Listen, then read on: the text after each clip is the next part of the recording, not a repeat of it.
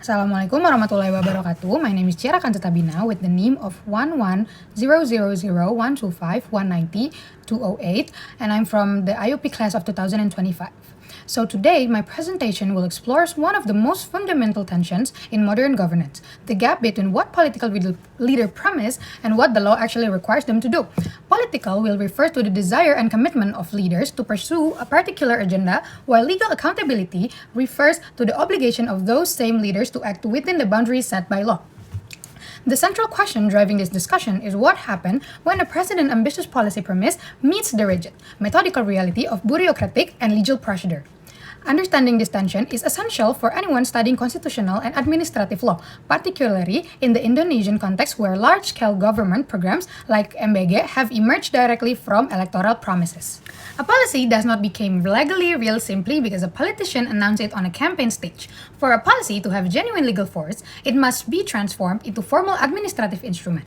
Most importantly, through what Dutch influenced Indonesian administrative law as a concrete individual administrative decision such as ministerial decree or presidential regulation that assigns authority, budget, and responsibility to specific institution. Alongside, this concept is discretionary space, which acknowledge that the executive branch has some flexibility in deciding how to implement policy. However, this discretion is never unlimited. Every government action must still trace its authority back to a specific legal mandate, a requirement known as a principle of legality or asas legalitas. A useful analogy is that a campaign promise is like an architect's sketch, visionary and inspiring, but the basic is the building permit. Without the permit, construction cannot legally begin no matter how beautiful the design are. Politics and administrative law are often portrayed as opposing forces, but in reality, they function as a complementary system that need each other to work properly. Politics serves as the driver. Elected leaders identify the urgent of national problem such as childhood stunting or food insecurity. After that, they generate the political urgency and budgetary priority that needed to mobilize to state these resources. Without this political energy, bureaucracies tend toward inertia and rarely tackle complex social problems proactively. Administrative law, on the other hand, serves as the safeguard. Once political will exists, the law ensures that implementation does not get captured by vested interests, cronies, or politically connected vendors. It imposes transparency requirements, competitive tender procedures, and mechanisms of accountability that protect the public interest. A helpful analogy is that politics is the engine of a car, while administrative law is the steering wheel and brakes. An engine without brakes is dangerous and destructive.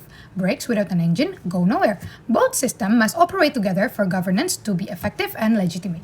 The transition from political rhetoric to genuine legal accountability becomes concrete when a program is given an institutional home. In the case of MBG program, this happened through the issuance of Presidential Regulation number 83 of 2024, which established the Badan Gizi Nasional. Before this regulation, the Free Nutritious Meal Program existed only as a campaign promise with no legal subject, no assigned budget authority, and no clear chain of accountability. The PERBs changed this by creating a formal state institution with the authority to act, spend, and be held responsible. This matter enormously from a constitutional law perspective. When something goes wrong, whether food safety or a procurement irregularity or a budget misunderstanding, there is now a clearly identifiable legal actor who bears administrative liability. It is the Badan Gizi Nasional that answers to the law, not the campaign team or the president in his personal capacity. This process of institutionalization also connects the program to Indonesia's constitutional framework, particularly Article 28H of the 1945 Constitution, which guarantees every citizen the right to health and adequate living standards. One of the most persistent sources in friction in translating political programs into real-world delivery is what can be called the speed paradox. Political leaders, responding to the voter expectation and electoral timelines, demand fast and visible results. Meanwhile, the law demands careful, methodical process at every stage of implementation. This tension becomes especially acute in a program as large and complex as MBG, which involves nationwide food procurement, logistic chains, nutritional standards, and thousands of local delivery points. Standardization is a major challenge. Every batch of food must meet the unified safety protocols, and every procurement contract must comply with national procurement law to avoid the legal exposure. Equally important is compliance with the AAUPB, the general principle of good governance codified in Law Number 30 of 2014 of Government Administration.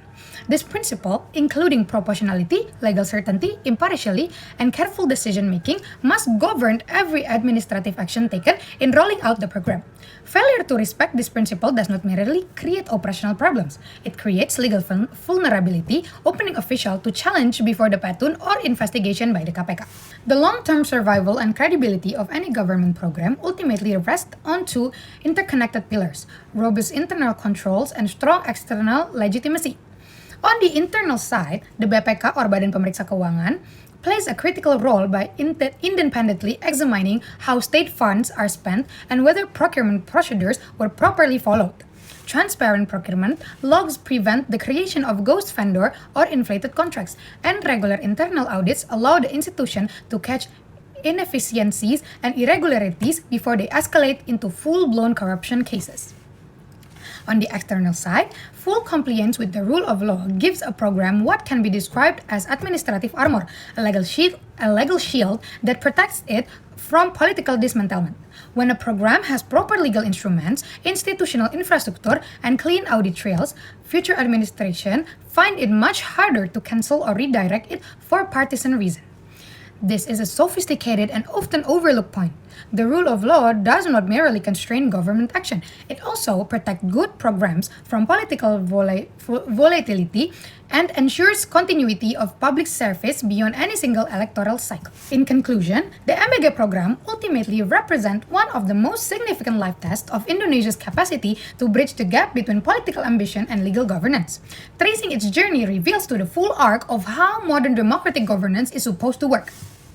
A political promise is made to the voters, then the promise converted into formal legal instruments through bashing and presidential regulation. An institution is created to anchor it within the state bureaucracy. Compliance with AAUPB and procurement law is required at every operational stage. An accountability mechanism through BPK, oversight, and administrative liability ensures that public funds are used responsibly. The deeper lesson is that neither political will nor legal infrastructure is sufficient on its own. Political will without law procedure are arbitrary, potentially corrupt, and unsustainable programs. Legal infrastructure without political will, procedure paralysis, and inaction in the face of real human suffering.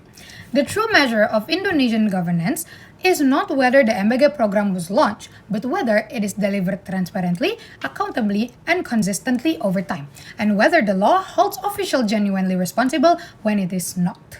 That's all from my presentation. Wassalamualaikum warahmatullahi wabarakatuh.